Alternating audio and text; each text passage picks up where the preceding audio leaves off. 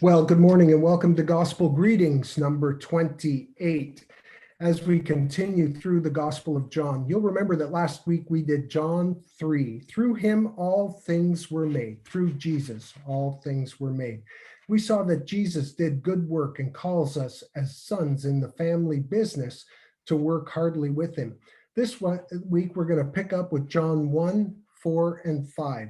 In him was life, and that life was the light of all mankind.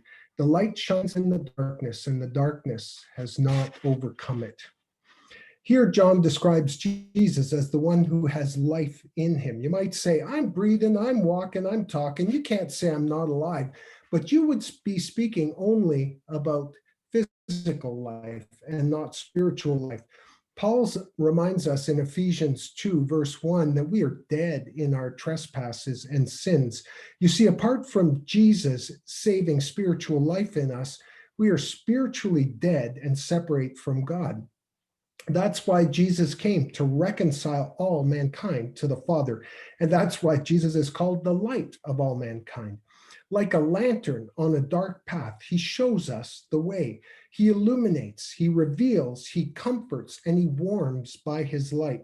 And that is why the statement that the light shines in the darkness is so key. We're surrounded by spiritual darkness. 1 John 2 talks about this. It talks about the world, the flesh, and the devil all beating down on us. We live in a fallen world, first of all, where the political and social and economic structures in many ways set themselves up against God. Then second, the flesh. It's not just people who are ignorant of the things of God, but our very lusts and desires, they actually betray us and draw us away from the light and into darkness. And then third, of course, we have an adversary, the devil, and his ungodly minions trying to steal and kill and destroy the things of God in us. The verses continue, but the darkness has not overcome it or have not understood it. I've heard people describe this by saying, oh, it's like even a little candle in a dark room will light it up. But I think this is way too soft, way too safe, not the scope or scale that we're talking about at all. How many of you have felt surrounded by darkness, attacked by darkness, blind from it, oppressed by it? Well, many of us have.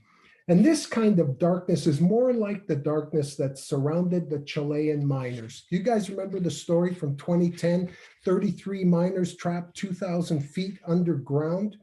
No candle would work in this kind of darkness. They were surrounded by 2,000 feet of stone. They brought in 130 people, including engineers, mining experts, and a bunch of special equipment from around the world. After 17 days, they were able to get a message and some food to the men.